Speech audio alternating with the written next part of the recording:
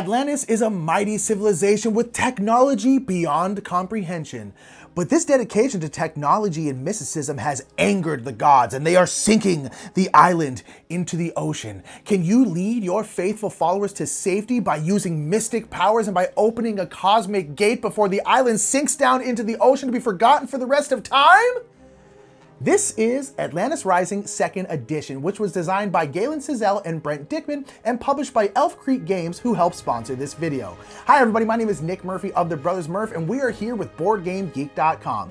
Well, the water is up to my knees, so let's get this game down to the table and go in focus on Atlantis Rising 2nd Edition. Atlantis Rising is a cooperative race against time, where your leaders and followers will be collecting resources, gaining knowledge from libraries, and constructing components of a cosmic gate, hoping to save your civilization from being washed out over the ever-rising tides. To save Atlantis, you need to work together with the other players and plan out your actions as a group. Each player can focus on their own tasks, but you'll find more success through teaming up. Each round, players will place Atlanteans on the action spaces on the various peninsulas or on the center of the board. Players may place their workers anywhere, providing there are enough spaces available on the tile they wish to activate. Each player will choose a powerful leader from the 10 double-sided player boards available, each with their own special abilities, allowing for many combinations of player abilities to consider. Alright, you've planned out your moves and you're ready to collect resources, right? Not so fast. Remember, even the best laid plans are subject to misfortune. Once players have placed out their Atlanteans, but before taking any actions, each player must suffer misfortunes. Every turn, each player will be responsible for causing their own misfortunes. Well, each player will draw a misfortune card and you can assign blame later. Misfortunes can cause things like flooding, causing players to lose more and more of the island to the sea. There also may be specific negative actions such as rioting and looting, which would cause each player to lose a resource. Calm seas means the island is safe, but for how long? Any followers standing on a tile when it floods are removed from the board to be used next round. All Atlanteans that did not get wet from the flood may now take their actions.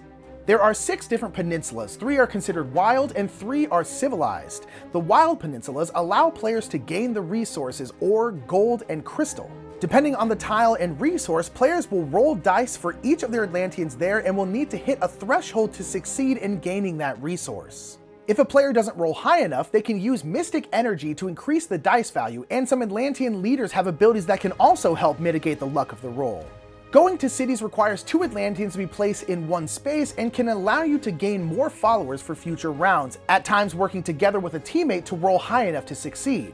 You can go to the library to acquire library cards, giving you one-time effects or powerful artifacts that you can use throughout the game.